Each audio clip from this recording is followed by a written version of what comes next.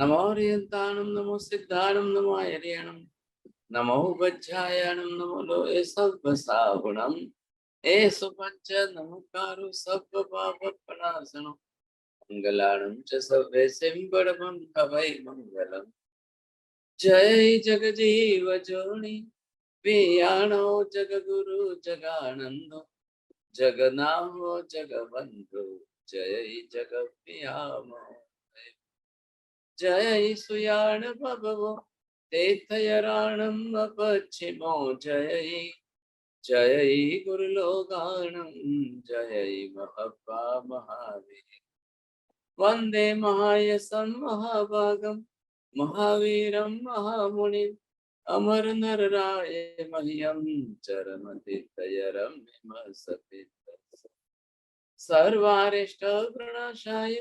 सर्वाभीष्टार्थदायिने सर्वलब्धि निधानाय श्री गौतम स्वामिने नमः। श्री सुधर्म स्वामिने अज्ञानतिमिरन्धनं ज्ञानाञ्जनशलाकया नेत्रमुन्मीलितं येन तस्मै श्री गुरवे धर्मलाभ बहुत बहुत आशीर्वाद। सभी को सादर जय जिनेन्द्र। गंधर्वाद की इस 185वीं कक्षा में आप सभी का हार्दिक स्वागत है। जैसा कि पूर्व कक्षा में हमने स्पष्ट रूप से शून्यवाद की सिद्धि की थी, जिसके अंदर देखा कि अगर आप शून्यवाद की सिद्धि नहीं की है, शून्यवाद का खंडन किया है, शून्यवाद का खंडन किया, जिसमें हमने ये चीज देखी कि जो व्यक्त स्वामी है वह क्या कहते हैं, सर्वम शून्यम, वे सभी को शून्य कहते हैं। तो इसके अंदर देख लिया, अगर वे हम सभी को शून्य मानेंगे तो पृथ्वी जल अग्नि वायु सब चीज दिखाई दे रही है, उनका अस्तित्व भी नहीं ठहरेगा। उसके बाद महाराज सामने बताया काठिन्य द्रव्य ठोस, उसके साथ साथ उष्ण। तो काठिन्य में किसको बताया, पृथ्वी को। द्रव्य के अंदर हमने देखा कि द्रव्य, फिर उसके बाद उष्ण के अंदर हमने अग्नि को देखा, फिर चंचल स्वभाव वाली वस्तु के अंदर हमने हवा को देखा। इस प्रकार से उन्होंने बताया कि ये वस्तुएं आप मानते हैं या नहीं मानते, कि आप इसको स्वीकार करते हैं। अगर आप इसे स्वीकार करते हैं तो फिर आपकी शून्यवाद की सिद्धि का खंडन हो जाता है। फिर हमने आधार आदि का संबंध देखा था, जिसमें ये चीज देखी कि आकाश क्या है, वह आधार है, पृथ्वी जल अग्नि वायु क्या है, आधे। तो इसमें हमने देखा कि आधार है तो आधे की भी सिद्धि होगी और आधे से आधार की सिद्धि होगी। लेकिन ये चीज देखने में आई थी कि जहां जहां आधार है वहां वहां आधे अवश्य होगा, लेकिन जहां जहां आधे है वहां जहां जहां आधार है वहां आधे की सिद्धि अवश्य होगी, लेकिन जहां जहां आधे है वहां आधार हो, ऐसा नहीं है। ये चीज देखी थी। फिर हमने गुण की बात करी थी। गुण के अंदर क्या देखा था कि बिना गुण वाला द्रव्य होता ही नहीं है, और द्रव्य के बिना कोई गुण अस्तित्व में होते नहीं है। फिर कारण कार्य की संबंध में बात करी थी, और अंत में पुद्गल की बात करी थी कि पुद्गल के बिना वर्ण नहीं हो सकता, और वर्ण के बिना ये पुद्गल भी नहीं हो सकता। ये विशेष रूप से कुछ बातें आई थी। आगे की कक्षा की महाराज साहब से निवेदन करते। बहुत बहुत धन्यवाद आपको। आज जो है 20 जून को मंगलवार के दिन हमारी दूसरी क्लास इस समय गणधरवाद की चल रही है। देखिए, ये संबंध मैंने यहाँ पर लिखे हैं, बोर्ड के ऊपर मैंने संबंध जो लिखे हैं, तो ये देखना है साध्य का साधन के साथ संबंध कैसा है। साध्य है तो साधन है, कि साधन है तो साध्य है। साध्य होने पर साधन अनिवार्य रूप से रहता ही है, या साधन के रहने पर साध्य अनिवार्य रूप से रहता ही है। इसी तरह से कार्य कारण भाव का संबंध जब हम देखते हैं तो इसमें हमको क्या देखना है, कारण सत्वे कार्य सत्वम या कारण कार्य सत्वे कारण सत्वम। If there is a result, there must be the reason, and if there is the reason, there must be the result. दोनों के अंदर आपको कौन सा सही किस तरह से लगता है। थर्ड वन इज दैट कि जिसके अंदर गुण है तो गुणी है, कि गुणी है तो गुण है। इन दोनों का संबंध परस्पर कैसे होता है। विषय कंटेंट्स क्या चल रहा है। चौथे गणधर व्यक्त स्वामी पृथ्वी पानी अग्नि वायु आकाश पंच महाभूत के अस्तित्व को स्वीकारने का ना कह रहे। Now, can you understand, Meena Benji, what I am saying, that if there is the reason, then there must be the result? Or can you say that if there is the result, there must be the result? Which one is the cause for what? If there is a result, there is a reason. Yes. Which is compulsion with which? Compulsion with which? Either or, if you can say, if there is no compulsion, then There if is no result. there is a reason, but there is a no result. So what will be happen if there is a sadhan? Any other things are ready, but there is no sadhya. Then what you will say? Both the side. Same like this. Here is the thing which is the gun and guni bhav संबंध. दोनों में से जैसा किसके साथ कैसा अनिवार्यता का संबंध रहता है? दोनों के बीच में अनिवार्यता का संबंध है, एक अन्योन्य संबंध जो कहते हैं, अन्योन्य संबंध है। हाँ जी, नहीं यानी एक का दूसरे का इंटरडिपेंडेंस है। बरोबर है ना, लेकिन कंपल्सन किसके साथ? कंपल्सन कारण के साथ में आएगा। कारण है तो कार्य के साथ, कारण के साथ में नहीं। हाँ, कारण है मगर कार्य नहीं हो सकता है। मिट्टी है मगर घड़ा नहीं भी बने। वही तो मैं कह रहा हूँ ना, कार्य के साथ बैठाइए, कार्य के साथ बैठाइए, कार्य के साथ बैठेगा, कार्य के साथ बैठेगा। हाँ जी, कार्य सत्वे कारणस्य निश्चितत्वम्, कारण सत्वे कार्यस्य निश्चितत्वम् भवति वा न वा। If there is a reason, then there may not be the result. But if there is a result, then reason is compulsory for that. For example, if you have achieved the salvation, then all the things which is compulsory for the salvation, it is already followed by you. That is called the Samyak Darshan, Jnana and Charitra, which is compulsory. So if you will achieve that thing first, then you can achieve the salvation, because of that is the Moksha Marga. Now come to hear that, अब ये क्या बोल रहे हैं? गुण है लेकिन गुणी नहीं है, या गुणी है लेकिन गुण नहीं है. Already last time we have discussed about that. What type of the guns, the virtues and the relation of the thing which is already existing, but the thing is not existing at all. द्रव्य पदार्थ के न होने पर भी गुण उनके कहाँ जाएंगे? और ये व्यक्त स्वामी, इनको प्रश्न क्रॉस आर्ग्यूमेंट किया जा रहा है कि पहले आप ये सोचिए, आपने निषेध कर दिया कि पृथ्वी पानी अग्नि वायु आकाश नहीं है, लेकिन पृथ्वी पानी अग्नि वायु आकाश के गुणधर्म जो है, already it is existing in the practical form, each and every person having that type of experience. So these are all are they existing. How can we deny that the substance is not existing and without the substance only the virtues are existing? Is it possible or not? आ रहा है ख्याल में आपको?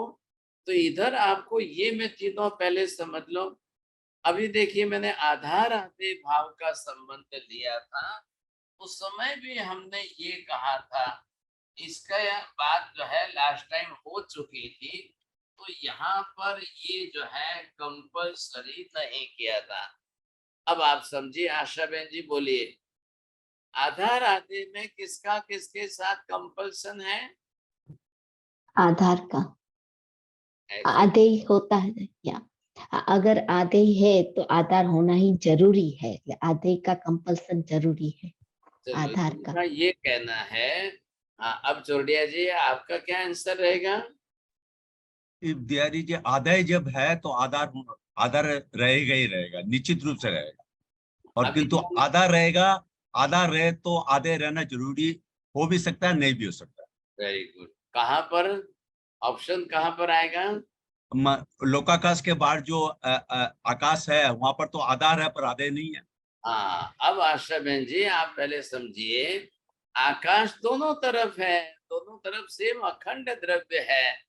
Outside of the whole loka there is the space having that type of आधा, the base is there. लेकिन वहां कोई आधे नहीं है. लेकिन लोक के अंदर जहां पर सब प्रकार के आधे है, वहां आधार सबके लिए कंपल्सरी. चलिए, now come to the next point. अब क्या बता रहे हैं? इन सब के अंदर आपने आधार आधे भाव का कार्य कारण भाव का संबंध देखा। अब आपने क्या देखा है, यहाँ पर इनकी बात हम कर रहे हैं, ये जो है गुणधर्म है।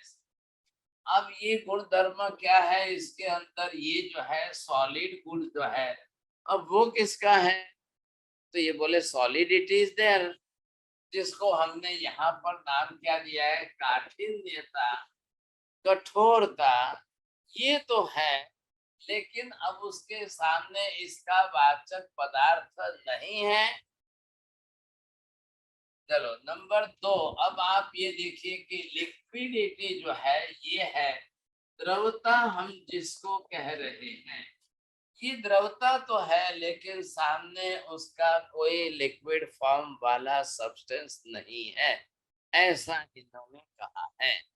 अब क्या करना है इसके अंदर, अब फॉर थर्ड वन आप देखिए कि भी हीट जो है वो है कि नहीं है, उष्णता जिसको हम कहते हैं, if there is a heat but there is no fire, same thing is here, तो ये जो है अपनी तरह से ये सबको बता रहे हैं साहब।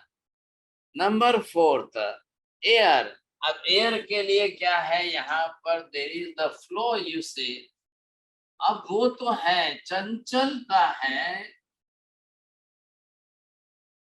लेकिन सामने उसके लिए वैसा कोई द्रव्य नहीं है। अब क्या करना बताइए साहब, ये फिफ्थ वन क्या इन्होंने दिया है, देयर इज द स्पेस, ये कहना है कि भाई अब इसके साथ में अगर आप दे रहे हो अवकाश तो है, लेकिन इस अवकाश का स्थान आधारभूत जो है अब वो कोई नहीं है, ऐसा इनका कहना है। तो अभी जैसे आपने संबंध देखा था साध्य साधन गुण गुणी का, अब ये गुणधर्म है। अब बताइए गुणधर्म बिना द्रव्य के रहेंगे क्या, दिस इज द सब्सटेंस, ये जो है मूलभूत पदार्थ है। बताइए नीति बहन जी क्या लग रहा है आपको, बिना द्रव्य के गुणधर्म रहेंगे कभी? जी नहीं महाराज। Already you have learned the subject in the class of the physics and metaphysics, we have already discussed there. तो ये आपको समझना है। अब इनके बारे में व्यक्त स्वामी ना कहने को तैयार नहीं, और इनके लिए व्यक्त स्वामी ना कह रहे, तो ये आपका जो है where is the type of liquidity, what is the liquid form, liquidity मानने को तैयार है, ख्याल है, लेकिन उसका आधारभूत द्रव्य वो महाभूत होने के कारण अब वो स्वीकारने के लिए तैयार नहीं है। इधर हीट जगत में because we are feeling all but this is having the experience of the person.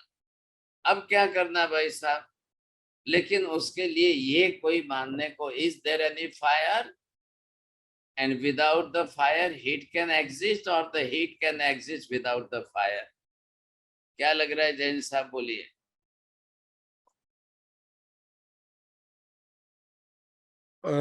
Heat cannot exist without fire.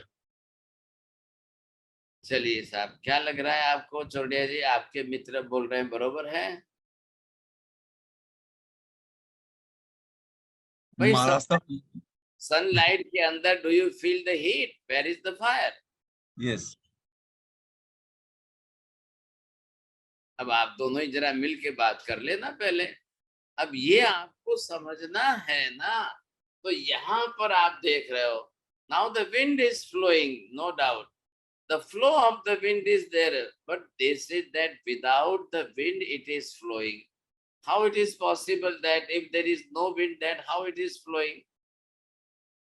तो ये भी तो देखना है कि भाई तैर रहा है, चल रहा है, चंचलता है, कपड़े हिल रहे हैं तार पर डाले हुए, अब हवा तो नहीं दिखाई देती है, बट न दिखाई देते हुए भी आपको हेतु से साध्य की सिद्धि करना पड़ता है ना। तो हेतु से साध्य की सिद्धि कैसे करेंगे आप? If it is visible or not visible, don't go for that. You can't make the principle. Anything which is visible, it is only existing. Nothing is existing which is unvisible. Meena Benji, is it the right principle? Can you say that right? No, that's not correct, because Very good. even if we can, okay, Why it is not correct? because the soul we cannot see, but it still exists. Right. The thing, if it is visible or non-visible, but the existence of the thing, it is perfect, no doubt. Because of that, for the existence, visibility or non-visibility is not the proper reason for that. Not even the soul, but where the air, who can see the air? Air is flowing, we are just touching that. Our skin can give in that knowledge of the air, yes, it is flowing, no doubt, but we can't see it. Because air is not visible by the naked eyes. The soul is not visible by the naked eyes. Now, what is the difference between the soul and air? बोलिए खुशबू बहन जी, क्या दोनों में लग रहा है? साहब जी, वो एयर वगैरह का हम देख नहीं सकते, बट उनका एग्जिस्टेंस तो है। उसमें जो वायुकाय के जो भी जीव है वो भी हम नहीं, इधर उधर मत जाइए. Air and the soul, what is the similarity? Is there any similarity or not? बोलिए चौड़िया जी, कैसा लग रहा है? महाराज साहब, सोल तो मतलब है, सोल तो आपके के अरूपी है, किंतु आपके एयर तो रूपी है महाराज साहब, वो तो पौद्गलिक है ना, शरीर है। हाँ, अब बात बरोबर. देखिए, एयर पौद्गलिक होते हुए भी विजिबल नहीं है. आत्मा है ही अरूपी है, वो है ही नहीं पॉसिबल, विजिबल ही नहीं है साहब. आकाश भी जो है वैसा ही अरूपी है, धर्मास्तिकाय भी अरूपी है, अधर्मास्तिकाय भी अरूपी है, हमको ही नहीं. Mahavir Swami had not seen it by the eyes. We can't say that, and Mahavir doesn't say that I have seen it. The space, the dharmastikaya, adharmastikaya, and the soul already I have seen by my own eyes, naked eyes. No, Mahavir had not committed this statement. Mahavir Swami says that I have seen it by the Kevala Jnana. With the help of the Keval Darshan, I can see that, but without the Keval Darshan, only with the naked eyes, it is not possible to see all these things. अब आप ये सोचिए कि आकाश को बिना देखे महावीर ने कैसे कह दिया, आत्मा को बिना देखे महावीर ने कैसे कह दिया. तो महावीर ने साफ कहा है कि मैंने आंखों से नहीं देखा है. तो हमारे लिए भी it is not visible by the naked eyes. लेकिन ये भी कैटेगरी उन्होंने बताएगी कि for the existent visibility is not compulsory. अरे ये बात ध्यान में, for the existent that visibility is not compulsory. So visible things can be exist and unvisible thing can be existing. Both the things are existing, no doubt. अब ये क्या कह रहे हैं? चलो, इनको पूछा गया व्यक्त स्वामी को, क्या अदृश्य होने के कारण ही आप इनका निषेध कर रहे हो? आ रहा है प्रश्न आपके समझ में? नीति बहन जी बोलिए. जी महाराज साहब, व्यक्त स्वामी से प्रश्न किया जा रहा है कि क्या अदृश्य होने के कारण ही आप इन सब का निषेध कर रहे हो? अरे, you are repeating my sentence, but what is the answer? Okay, answer is कि क्या सिर्फ मतलब विजिबल होना ही क्या एग्जिस्टेंस के लिए, एग्जिस्टेंस को? No, you are not giving the proper answer. You are translating the language only. मैं यहाँ पर क्या पूछ रहा हूँ आपको? Just remember in the Indrabhuti Gautam and the Vayubhuti Gautam. Indrabhuti Gautam says that the soul is not existing because it is not visible. Now, what about the Vyakta Swami? Compare both the person. The Vyakta Swami, why he is denying that? Not only due to the invisible. पंच महाभूतों का अस्तित्व नहीं है क्योंकि वो नहीं दिखाई दे रहे ऐसा नहीं कह रहे। आप भूल मत जाना, ध्यान देना थोड़ा सा। मनीषा बहन ji, do you remember it? आपको सही लग रहा है क्या बताया था? नहीं, चलो जाने। तो बात यहाँ कह रहे ये शून्यवादी, स्वप्नवादी, आ रहा है ध्यान में? जब शून्यवाद इन्होंने स्वीकारा तो उन्होंने क्या किया? अस्तित्व का ही निषेध कर दिया है। वहां अस्तित्व का बेसिक निषेध करने के लिए दृश्य अदृश्य को कारण नहीं बनाया। तो वहां शून्यवाद होने के कारण दूसरा कौन कौन सा वाद है? शून्यवाद है, क्षणिकवाद है और अनित्यवाद है, स्वप्नवाद है और ब्रह्मवाद है। कितने? 5 कारण है और इन पांचों के आधारभूत बना करके इन्होंने की बात। बोलो बोलो 5 क्या? शून्यवाद, क्षणिकवाद, अनित्यवाद,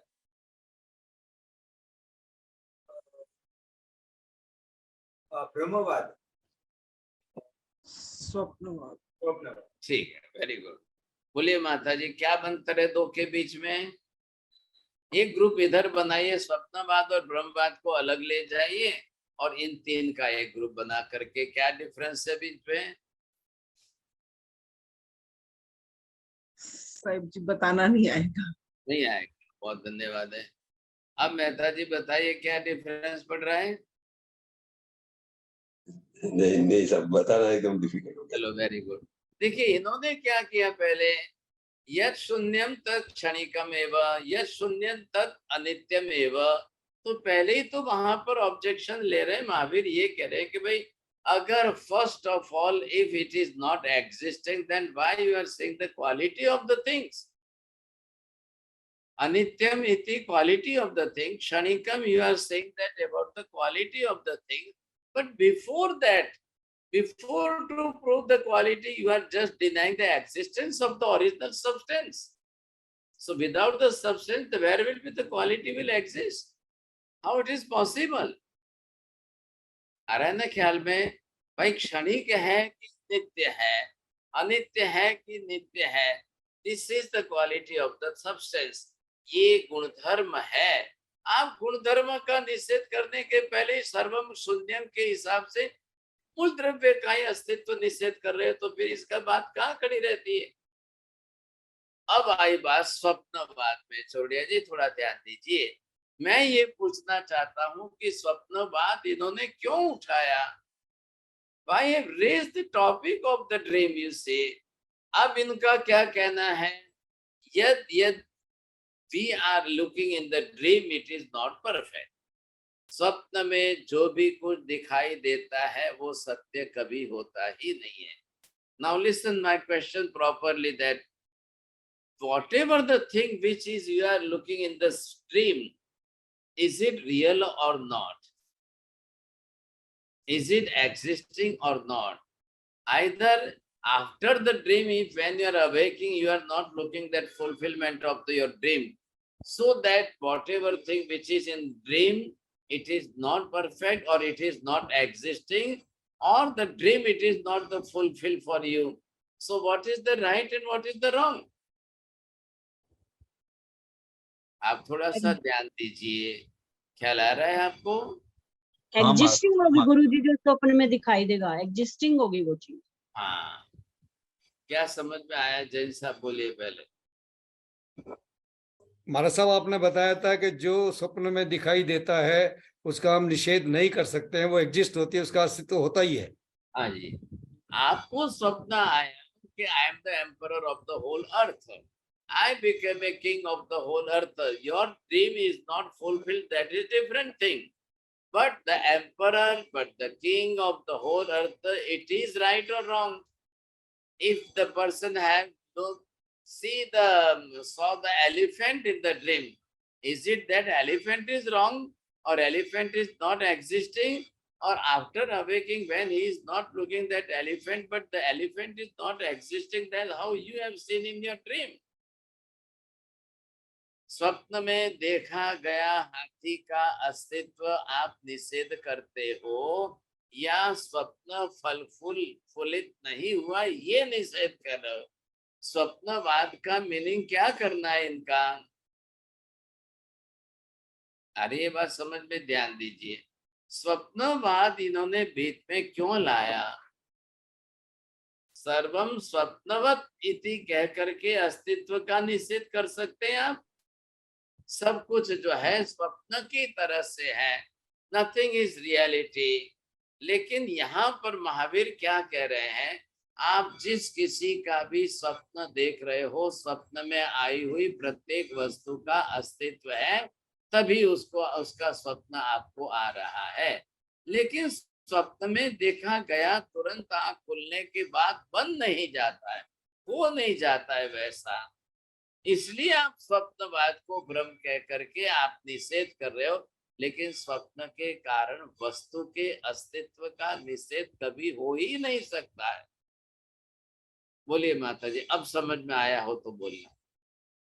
साहिब जी, स्वप्न वाद का अर्थ है कि जो चीज एग्जिस्ट में होती है उसी का स्वप्न आता है, लेकिन स्वप्न का फुलफिल होना वो बिल्कुल अलग बात है।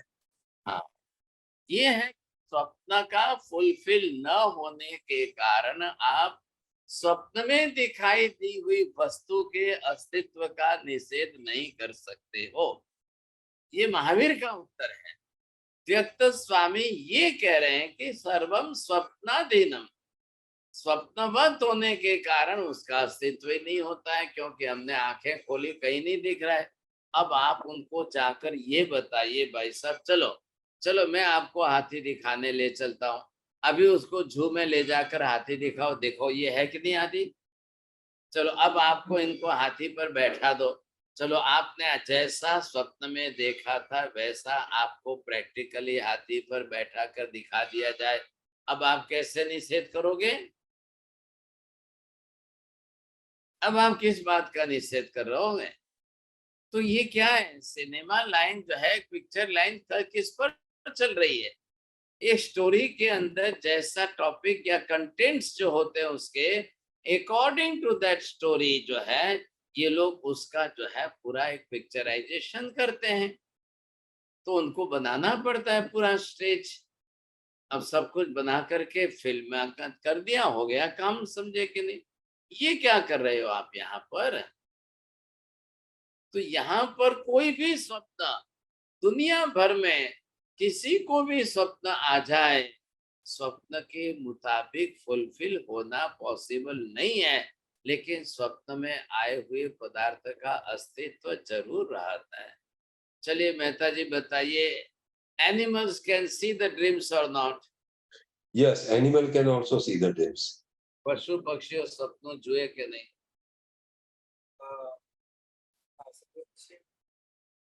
चलो ये महाराज जी ना कह रहे हैं, क्यों आपने समुर्चिम पकड़ा? एनिमल सब समुर्चिम ही होते हैं?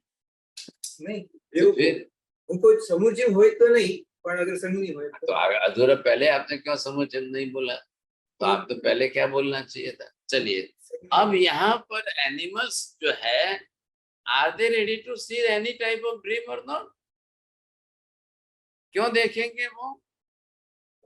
क्योंकि नींद भी उन्हें आती है। नींद आती है, और having that type of the mind, मन होने के कारण संगनी पंचेंद्रिय है, मति ज्ञान है, स्वप्न में सब कुछ उनको भी दिखाई देता है। लेकिन आँख खुलने के बाद सबका स्वप्न सत्य हो जाए कि पॉसिबल है क्या? 800 crore, the 800 crores population of the today's time, each and every person is sleeping in the night or daytime wherever you see, but it is not possible for all to see the thing which is happening according to the dream. It is not possible. So many thousands of people are doing that dream. You see, they have wish for that. I want to become a prime minister of the whole India, or the president of the India. Some of the person having that type of dream that I want to be a president of the whole world. But after awaking, it is not possible. But what says that world is there, presidents are there, prime ministers are there, everything is existing. But for you, that is this type of dream, it is not fulfilled. You doesn't become as a president or the prime minister of the world. It is not possible for you. But you can't deny the existence of the thing. चलो ये बात यहाँ हम पूरी कर लेते हैं। अब रही बात किसके, ये जो दिखाए आपको ये गुणधर्म है। तो नियम क्या है, ध्यान रखिए, वस्तु सहावो धम्मो गुण पर्याय व द्रव्यम। ये नियम फॉर्मूला तो बराबर आप समझे हुए हैं। बस अर्थ क्या है, पदार्थ। पदार्थ कैसा है, गुण धर्मात्मक है। अब गुण भी है धर्म भी है, ध्यान रखिए। नित्यानित्यत्व क्या है, धर्म है, लेकिन ज्ञान दर्शन आदि क्या है, गुण है। बोलिए पहले छोड़िया जी, बोलिए क्या फर्क पड़ रहा है आपको, क्या लग रहा है? आप फरमा रहे हैं महाराज साहब की नित्य और अनित्य है वो वस्तु के द्रव्य का धर्म होता है, और ज्ञान दर्शन और द्रव्य का गुण हुआ। Very good. अब ज्ञान दर्शन से ही आप आत्मा को सिद्ध कर सकते हो, विशिष्ट गुण से ही द्रव्य की सिद्धि होती है, धर्म से द्रव्य की सिद्धि नहीं हो रही है। धर्म नित्यानित्यत्व आत्मा में भी है, पुद्गल में भी है, आकाश में भी है, धर्मास्तिकाय में भी है, अधर्मास्तिकाय में भी है। उनके पर्याय आदि के कारण जो है, उन गुणधर्मों के कारण गुणधर्म निश्चित है, गुणधर्मों के कारण पर्याय की सिद्धि होगी, गुणधर्मों के कारण द्रव्य की सिद्धि नहीं होती है। बोलिए जैन साहब, क्या ख्याल आया? महाराज साहब आपने कहा है कि विशेष गुण से ही द्रव्य की निश्चित होता है, द्रव्य की एग्जिस्टेंस। हाँ, पर्याय से उनकी निश्चितता नहीं है या नहीं? नहीं, पर्याय नहीं। धर्म जो नित्यानित्यत्व है, वो नित्यानित्यत्व धर्म किसी द्रव्य का विशिष्ट गुण नहीं है। अरे ख्याल में, नित्यानित्यत्व वस्तुगत धर्म है और वस्तुगत सामान्य धर्म है, इसलिए सभी पदार्थों में रहेगा। इसके कारण आप विशिष्ट द्रव्य की सिद्धि नहीं कर सकते हो। लेकिन ज्ञान दर्शन आदि विशिष्ट गुण होने के कारण उसके द्रव्य की सिद्धि हो सकती है। ज्ञान द्रव्य किसका विशिष्ट गुण है? सिर्फ और सिर्फ आत्मा का ही है। तो आप ज्ञान दर्शन विशिष्ट गुण से सिर्फ आत्मा की सिद्धि करोगे। नंबर 2, गति सहायकता से धर्मास्तिक आएगी, स्थिति सहायकता से अधर्मास्तिक आएगी, और अवगाहना प्रदायकता के कारण आकाश के तथा वर्ण गंध रस स्पर्शादि गुणों के कारण आकाश। आगे बात समझ में? तो जब आप गुणों का स्वीकार रहे हो, धर्मों को स्वीकार रहे हो, और गुण धर्म का आश्रय स्थान जो है, आधार स्थान जो है, वो द्रव्य है, तो आप गुण को स्वीकार के द्रव्य का निषेध नहीं कर सकते हो, धर्मों को स्वीकार करके द्रव्यों का निषेध नहीं कर सकते हो, क्योंकि गुण का द्रव्य के साथ अविनाभाव संबंध रहता है। किसको बोलते हैं अविनाभाव संबंध? Very good. एक दूसरे के बिना जो रह ही ना सके वो कहते हैं अविनाभाव संबंध। एग्जाम्पल दो। सूर्य के बिना बोलो, आप दूसरा दे दो।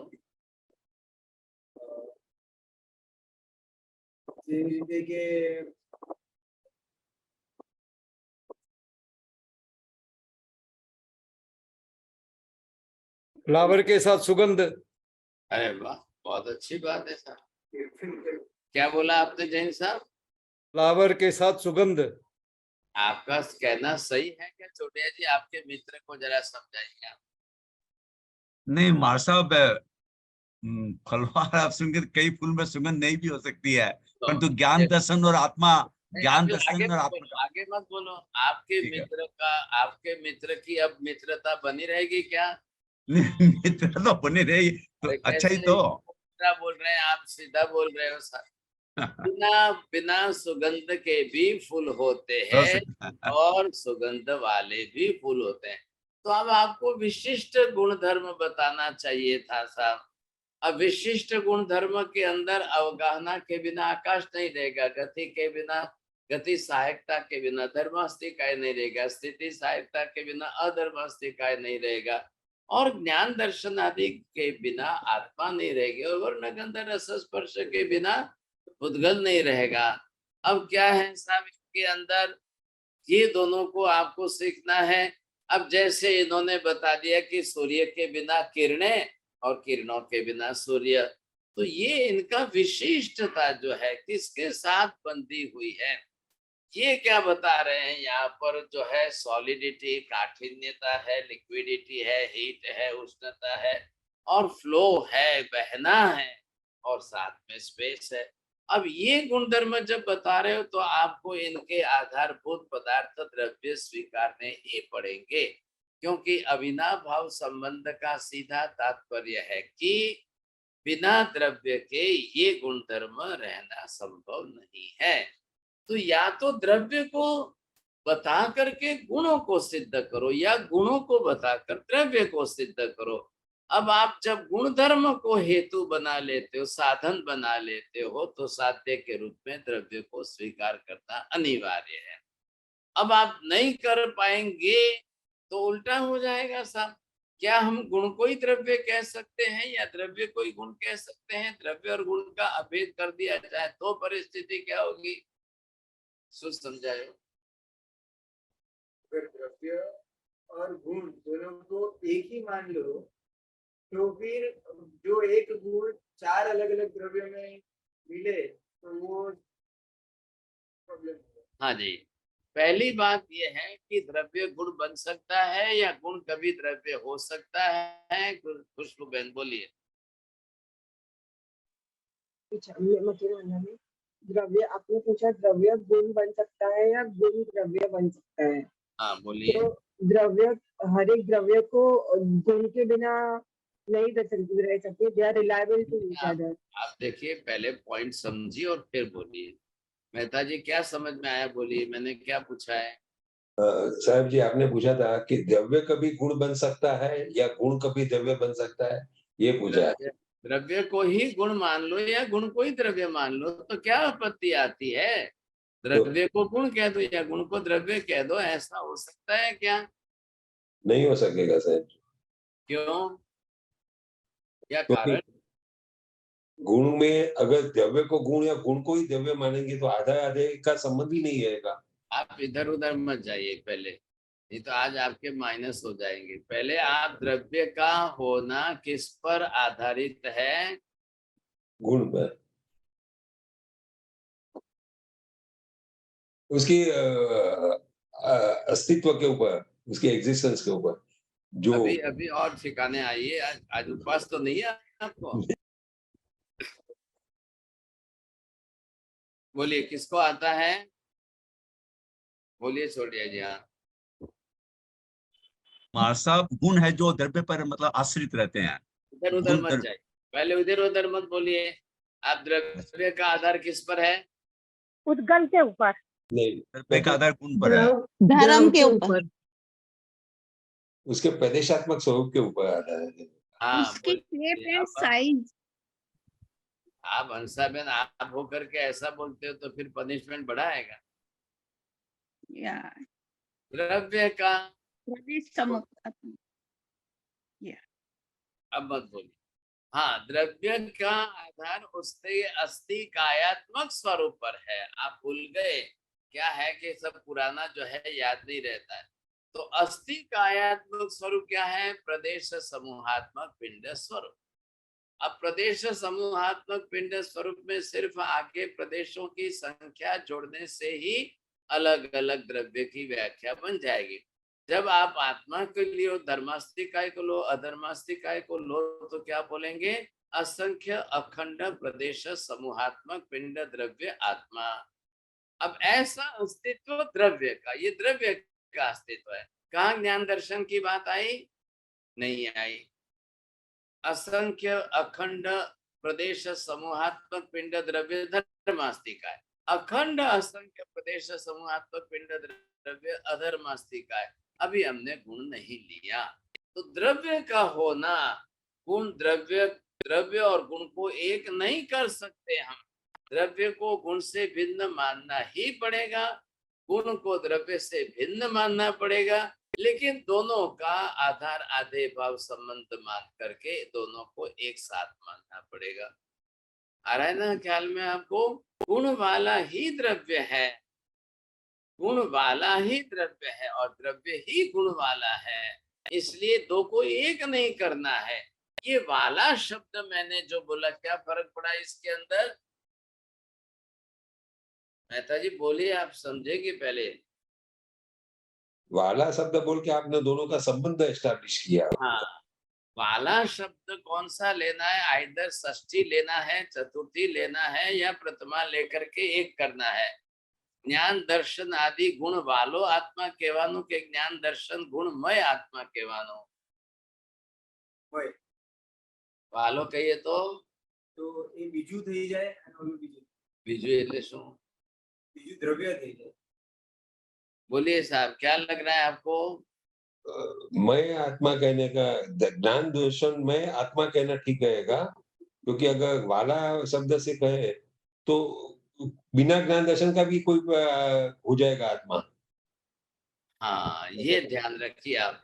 गुण दर्शन ज्ञान दर्शन आदि वाला कहेंगे तो आत्मा के बाहर ज्ञान दर्शन मान लोगे, फिर बाहर से ज्ञान दर्शन आत्मा में आएंगे, तब आप कहेंगे ऐसा वैशेषिक दर्शन वाले, नैयायिक दर्शन वाले उत्पन्नम द्रव्यम क्षणिकम उत्पन्नम द्रव्यम निर्गुणम निष्क्रियम ऐसा मान करके उन्होंने भी अपना सिद्धांत बना लिया है, तो ये गलत हो जाएगा।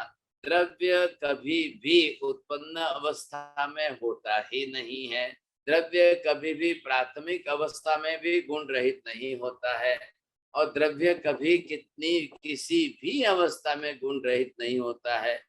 जैसे उदाहरण में चेतन आत्मा को ले लो, किसी भी पर्याय में चला जाए, निगोद की पर्याय में जाए या सिद्ध की पर्याय में जाए, सर्वथा गुण रहित द्रव्य निगोद में भी नहीं होता है।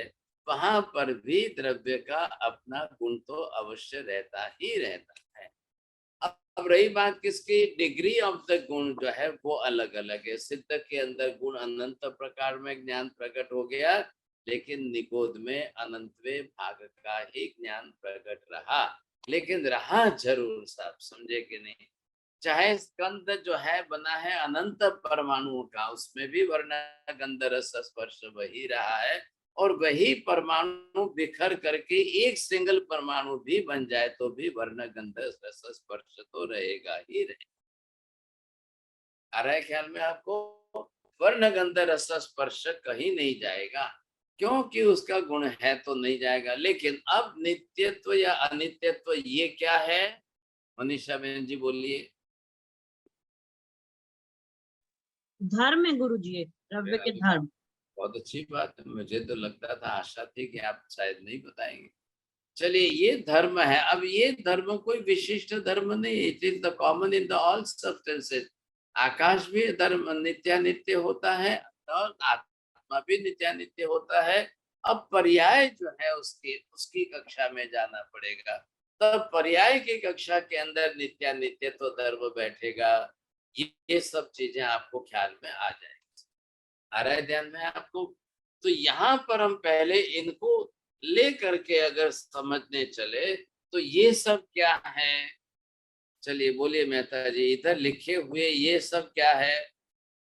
ये सब गुण नहीं, ये सब धर्म है। आप कौन से एंगल से पूछ रहे हैं सर? ये लिखे हुए बोर्ड पर लिखे हुए, ये सब द्रव्य के गुण है, धर्म है, सॉरी धर्म है ये सब।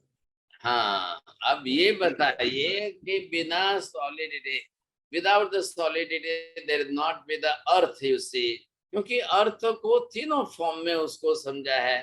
Because of the mercury it is the earth thing, but it is not in the solid form, it is the same is solid form. तो वो सॉलिड फॉर्म में भी है, लेकिन लिक्विडिटी भी उसके अंदर है। लेकिन लिक्विडिटी के कारण उसको आप पानी नहीं कह देंगे साहब, पानी नहीं है, मर्क्यूरी जो है वो है तो पृथ्वी का है ना। ये फर्क पड़ रहा है यहाँ पर। अब लिक्विडिटी पानी जो है वो जरूर है, लेकिन कल हम लिक्विड पानी को सॉलिड कर देंगे, आइस बना देंगे, वो पत्थर बन जाएगा, लेकिन आप उसको पृथ्वी का नहीं कहोगे। अरे ये बात समझ में, वो पृथ्वी का नहीं बनेगा। उष्णता जो है, अब ये उष्णता किसकी है? सनराइज की है, सूर्य की किरणों की है, या फ्लेम की है, या लौ की है, या स्पार्क्स की है, या जिसकी है, उस हिसाब से हमको यहाँ पर देखना है। लेकिन उष्णता की कॉन्स्टेंसी बरोबर बनी रहेगी। अगर आपने इलेक्ट्रिसिटी को ट्रांसफार्मर के अंदर स्टोरेज भी करके रख दी, बैटरी में स्टोरेज भी करके रख दी, तो क्या उसकी उष्णता चली जाएगी, नष्ट हो जाएगी, वो ठंडी हो जाएगी? आप समझ रहे हैं इस बात को? तो बरोबर उसके अंदर उसकी उष्णता, अभिन्न धर्म आ गया। तो अभिन्न धर्म होने के कारण वो उष्णता वाला द्रव्य अग्नि के साथ ही बना रहेगा, पानी में नहीं जाएगा, पानी उष्ण नहीं बनेगा। पानी के अंदर अग्नि का प्रवेश होगा, तब अग्नि का गुणधर्म पानी में आएगा। ये विशेषता है वहां पर। धर्म है तो वो एक दूसरे में जा सकता है। सवाल यहाँ पर ये। Now what about the flow? You see, the water is flowing or the air is flowing? Which is the correct language? Veena Benji, can you describe it? The air flows. Air flows, natural form of the nature, natural nature of the flowing, it is only in the air. Water, it is not having natural flowing nature, you see. If there will be the slope, then only the water will flow on that, otherwise not, you see. तो ये जो दोनों के अंदर हम समझ रहे हैं, तो हवा तिरछा गमन करने वाली है। Recently, you have all the person you have saw the Biparjoy cyclone, you see. What is that type of the cyclone? Having the pressure of the air, you see. When the pressure comes of the air to the on the sea form, you see, then it creates the cyclonic effect. So both are coming the same time. With the air, there is the water, and with the water, there is air, because the water is the solid, which is only on the one place. But the flow of the air, which is coming in the force, you see, then it will raise the water and take it water as a cloud, and it will take it will give the rain of heavy rain everywhere, wherever the cyclone will go. So you might be knowing about this type of Biparjoy now, you see. Recently it is happening. अब ये जो आपने देखा, the last one is what about the space? What is the meaning of the space? There is a avkash, there is a particular type of place, but place without the space, there can be the place or not, or there is the place without the space. Can you define both the thing? नहीं आ रहा है समझ में? बोलिए सीमा बहन जी, क्या ख्याल आया आपको? ना आवड़े तो हाथ नमम कर जो, पछी खोलता नहीं। Very good. चलिए साहब, बात क्या है, यहाँ आकाश के बिना अवकाश रहेगा कि अवकाश के बिना आकाश रहेगा? अब समझ में आ गई बात? आशा बहन जी बोलिए। नहीं, चलिए टाइम हो रहा है। अब यहाँ पर आपने देखा, आकाश क्या है? द्रव्य है। अवकाश क्या है? गुण है। अब समझ में आएगा। देखिए, आकाश द्रव्य होने के कारण वो कैसा है? आधारभूत है। और सामने अवकाश क्या है? अवकाश जो है वो उसका गुण है। तो अवकाश के कारण आकाश में कोई भी परद्रव्य आधे के रूप में हो सकता है, रह सकता है, बन सकता है। आत्मा क्या है? आधे है। धर्मास्ति क्या है? आधे है। अधर्मास्ति क्या है? आधे है। पुद्गल क्या है? आधे है। अनंत जीव क्या है? आधे है। सबका आधार कौन बन रहा है? लोकाकाश बन रहा है। तो बेस ऑफ दैट सबका आधार जो है आकाश बन रहा है। अब ये देखिए, आप जब कॉस्मोलॉजिकल स्टडी भी हम करेंगे तब वहां भी आपको समझ में आएगा।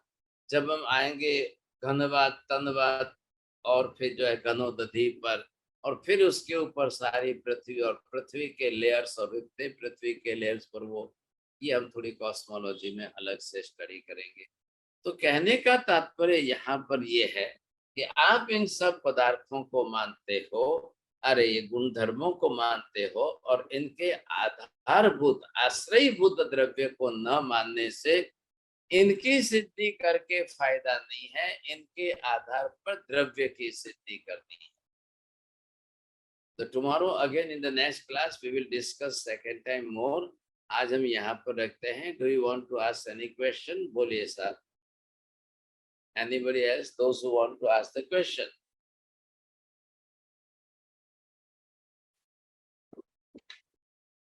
बोलिए। सब आपने कहा आकाश के बिना अवकाश और अवकाश के बिना आकाश, थोड़ा सा इसके बारे में बताइए, ज्यादा नहीं।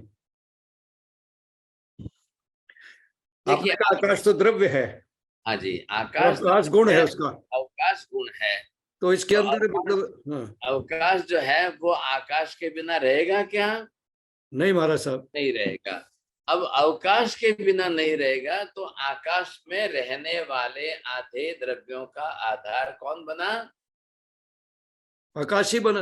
आकाश ही बना, बरोबर है। सारे अधे जो सब्सटेंस है। आकाश क्यों बना? क्योंकि वही अवकाश उनका गुण आकाश में है, इसलिए वो आधे पदार्थों को अवकाश दे सका, स्पेस दे सका।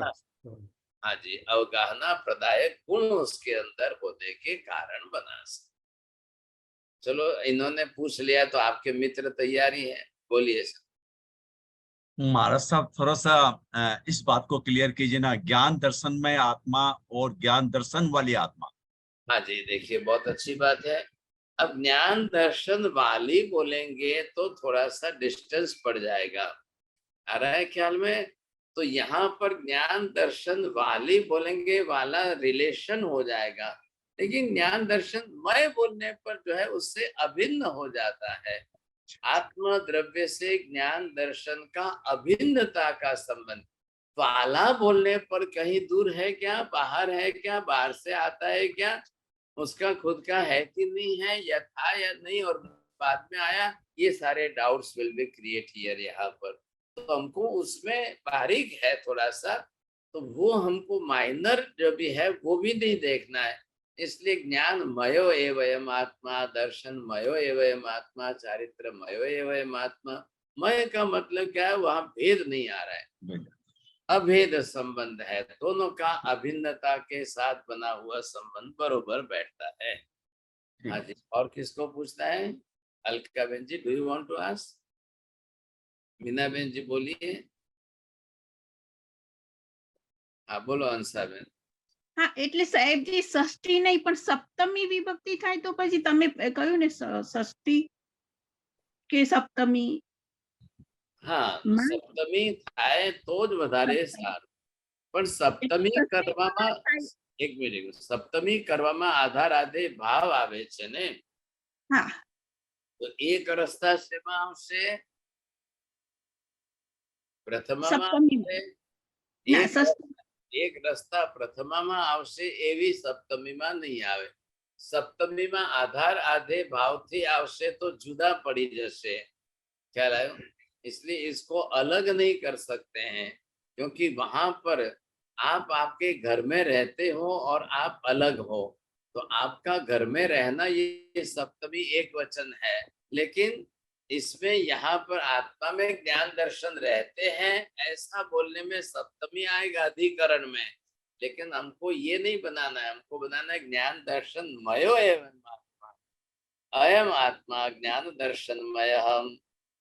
ख्याल है कि नहीं? तो ये फर्क इसमें बड़ा है, बहुत बड़ा फर्क है। इसलिए मूलभूत जो है सिद्धांत ये है कि गुणात्मक जो है तो गुणमय द्रव्य होना चाहिए, ये कहने का तात्पर्य है। नमो हरियंताणम, नमो सिद्धाणम, नमो ऐरियाणम, नमो वज्रायाणम, नमो लोहे सर्वसाहुणम, एसो पंच नमोकारो सर्वभावपणासम, मंगलाणं च सर्वेसिं परमं हवै मंगलम्। मंगलम भगवान वीरो, मंगलम गौतम प्रभु, मंगलम स्थूलिभद्राद्या जैन धर्मोस्तु मंगलम चत्तारि मंगलम अरिहंता मंगलम सिद्धा मंगलम साहु मंगलम केवली पन्नतो धम्मो मंगलम चत्तारि लोकोत्तम अरिहंता लोकोत्तम सिद्धा लोकोत्तम साहु लोकोत्तम केवली पन्नतो धम्मो लोकोत्तम चत्तारि शरणं पवज्जामि अरिहन्ते शरणं पवज्जामि सिद्धे शरणं पवज्जामि साहु शरणं पवज्जामि केवली पन्नतं धम्मं शरणं पवज्जामि सर्वमङ्गलमाङ्गल्यं सर्वकल्याणकारणं प्रधानं सर्वधर्माणां जय जयति शाश्वती।